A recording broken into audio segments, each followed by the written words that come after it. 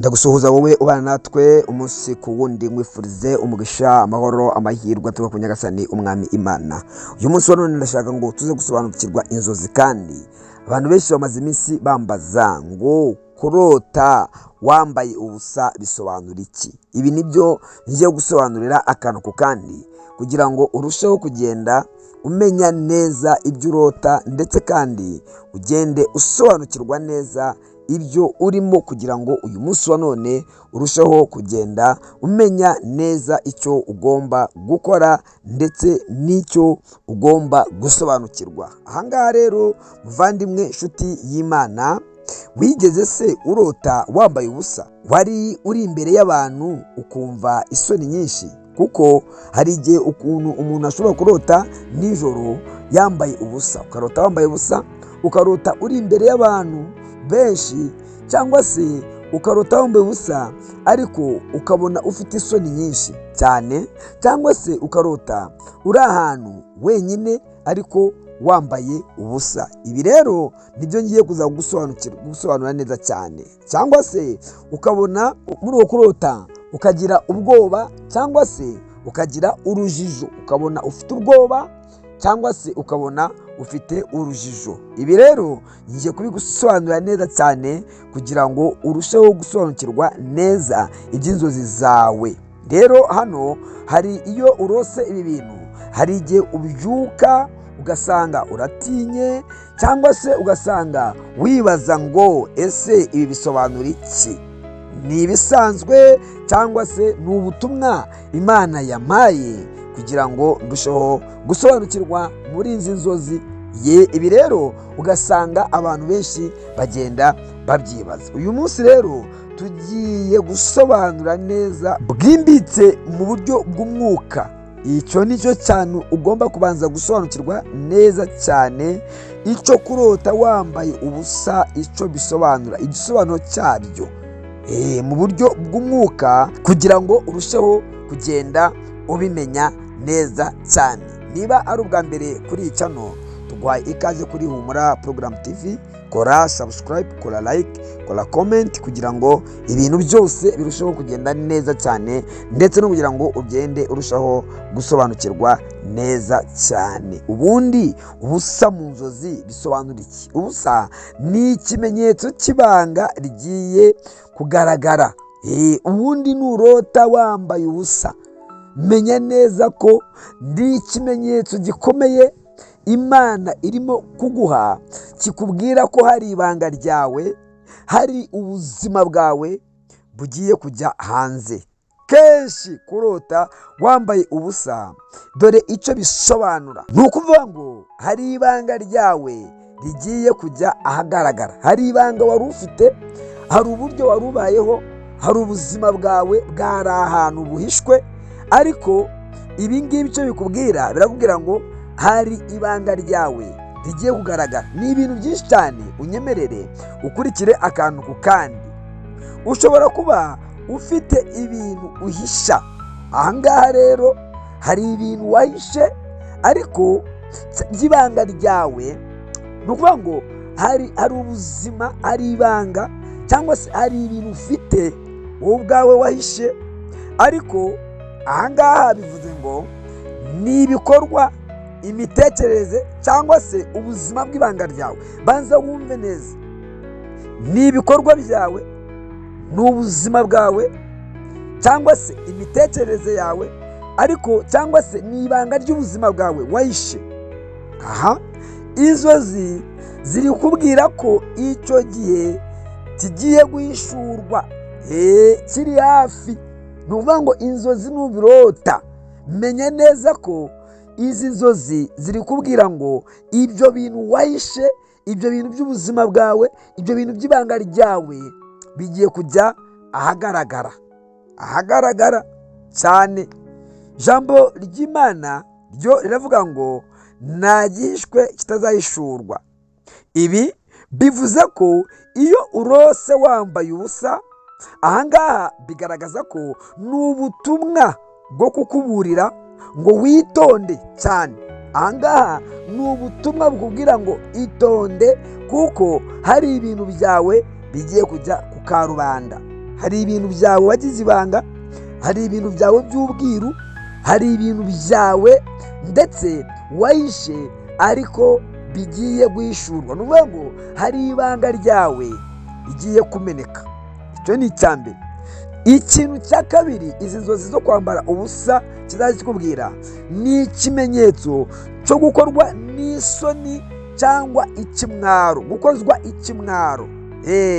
Birashoboka ko hari ibintu bishaka gutera isoni, kugukoza isoni cyangwa se gukoza ikimwaro. Ubwo urumva isoni n'ikimwaro ni ibintu bisa, ni ibintu bimwe. Ariko hano umenye neza ko iyo urota wambaye ubusa kandi ukumva ugize isoni nijoro, ukarota wambaye ubusa, ariko muri uko urota wambaye ubusa ukabona ufite isoni, menye neza ko hari abantu, hari ibintu bishaka kugutesha agaciro. Hari aho wari unaniwe mu buzima bwawe, Satani ashaka kuguteza ikimwaro. Ibi nibyo ukwiye kubanza gusobanukirwa cyane. Cyangwa se ufite igikomere cyo mu mutima, ariko iki gikomere cyo mu mutima, ya marangamutima akaba ashobora kuzahita atoboka, agahita gukoza ikimwaro mu bantu, ugakorwa n'ikimwaro mu bantu, ukakorwa n'isoni mu bantu.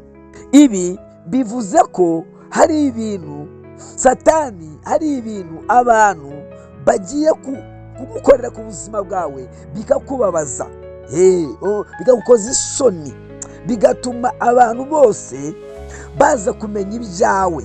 Cyangwa se hakaba hari nk'umuntu w'inshuti yawe wabikije ibanga, rya banga akaba agiye kurimena ry'ubuzima bwawe, bigatuma ugira isoni, bigatuma ugira ikimwaro cyane rwose. Ahangaha banza wumenye neza. Ikindi kandi ni uko hari nk'inshuti yawe cyangwa se inshuti z'ubuzima bwawe zigiye gutuma wamburwa icyubahiro. Hari ukuntu umuntu akuvuga cyangwa se umuntu akaza akagukora nk'ibintu mu bantu, bigatuma utakaza icyubahiro cyawe, ubusugire bw'icyubahiro cyawe bukaba bwatakara, bukaba bwajya kure. Ahangaha rero menya neza ko hano Imana irimo kugenda ikuburira, ikubwira ngo witonde, kuko nurota izi nzozi ukarota ibi bintu, menya neza ko Imana irimo kukuburira, iri guha mesaje ngo witonde, kuko byanga bikunda hari ibintu bishaka gukoza isoni, hari ibintu bishaka kuguteza ikimwaro. Itonde, kuko iyi ni mesaje iturutse imbere y'Imana cyane. Ikindi kandi bishobora kuba ari imyuka mibi, imyuka mibi. Kurota wambaye ubusa ashobora kuba ari imyuka mibi. Imyuka mibi bishobora kuba ari abantu bari guteza imyuka mibi, ariko igambiriye kugusaza, kugutera ibisazi, ukaba wakwiruka ku musozi. Ahangaha nurota wambaye ubusa cyane, ukabona uri ahantu hadasobanutse, ukabona uri nk'ahantu mu ishyamba uri kwiruka, ukabona uri mu muhanda ariko ugenda wiruka, ukabona wambaye ubusa ugenda ugana ahantu hari nk'amazi, menya neza ko ahangaha ni imyuka mibi. N'abantu barimo guteza imyuka mibi, ariko iyi myuka mibi ishaka gukora ibintu bitatu ku buzima bwawe. Icya mbere ni imyuka ishaka guteza ibisazi, ngo wirukanke ku musozi hanyuma abantu bose bakubone. Icya kabiri kandi ni ukuvuga ngo ni imyuka mibi y'abantu bashaka guteza ibintu kugira ngo ugende wiyahure, ndetse ube wapfa urupfu rutunguranye, cyangwa se ujye mu modoka, imodoka ikugonge ku manywa y'ihangu, hanyuma upfe urupfu rw'agashinyaguro, upfe urupfu rw'akaga. Iyi rero ni imyuka mibi ishaka kuguteza ibibazo, ni imyuka mibi yaba ishaka kukwangaza kugira ngo wangare, ndetse ubure epfo na ruguru, ubure amajyo, ubure ikintu cyose ku buryo usigara wikoreye amaboko, ugasigara wikoreye ubusabusa. Ubusabusa ni ukuvuga ngo Satani ashaka kugukoza isoni. Ni uburyo bw'abadayimoni ariko bushaka kugukoza isoni ndetse n'ikimwaro. Ni ukuvuga ngo izi nzozi ni inzozi zishaka kugukoza isoni, kurota wambaye ubusa. Ni inzozi zishaka gutuma wagira urupfu rutunguranye. Ni inzozi zashobora kugukuraho ubusabane bwawe n'Imana. Ni inzozi zashobora kugukuraho inshuti zawe.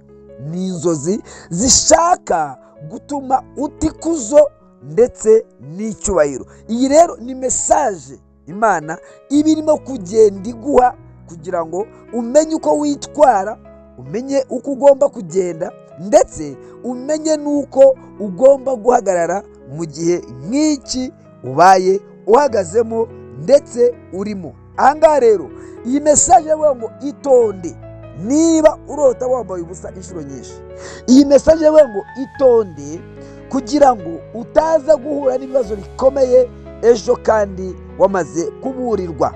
Aha rero niki uri buze gukora? Ukeneye isengesho rya deliverance, ukeneye isengesho ryo gusengera kugira ngo Imana ikurinde iyo mbaraga. Ikindi biragusaba kugira ngo nijoro ujya gusenga jya ufata umurongo umwe wa Bibiliya uwusome, kabiri usenge, gatatu ririmba indirimbo nibura imwe yo mu gitabo kugira ngo Imana ikugirire neza, gatatu kandi usenge witwikiriza amaraso ya Yesu Kristo kugira ngo umugambi w'Imana ukomeze uze ku buzima bwawe, kugira ngo Imana ikurinde ndetse igushireho protected, igushireho protection. Imana ikugire neza cyane. Uwiteka akurinde, Uwiteka akugire neza, Uwiteka kandi akurwanire. Ariko rero icyanyuma birashoboka ko nanone Imana ishobora kuba ikubwira ngo hari ibintu bidatunganye ku buzima bwawe mu buryo bw'umwuka ugomba gutunganya. Niba urota wambaye ubusa, hari uburyo Imana irimo kukubwira ngo tunganya ibintu bijyanye n'umwuka. Mu mwuka birashoboka ko Imana ikwereka ko wambaye ubusa, wambaye ubusa mu buryo bw'umwuka, cyangwa se mu buryo bujyanye n'imirimo, imirimo myiza yo gukiranuka, imirimo yo gufasha abantu, imirimo y'ubwitange, ko wambaye ubusa. Ahangaha rero biragusaba ngo usenge Imana cyane kugira ngo Imana ikugirire neza cyane. Amahoro y'Imana abane nawe, kandi ubutware bw'Imana bukugote, gukomera kw'Imana kuzenguruke, ineza y'Imana ikomeho ibihe byose. Ndagukunda cyane kandi nkwifuriza umugisha w'Imana, amahoro n'amahirwe bituba kuri Nyagasani Umwami Imana. Shalom shalom. Uwiteka akurinde, Uwiteka kurebe neza, Uwiteka guha amahoro, Uwiteka kugire neza, Uwiteka kurwanirire, Uwiteka kwiteho, kandi ineza y'Imana ikubonekeho cyane. Amahoro y'Imana abane nawe mu izina rya Yesu Kristo. Shalom shalom.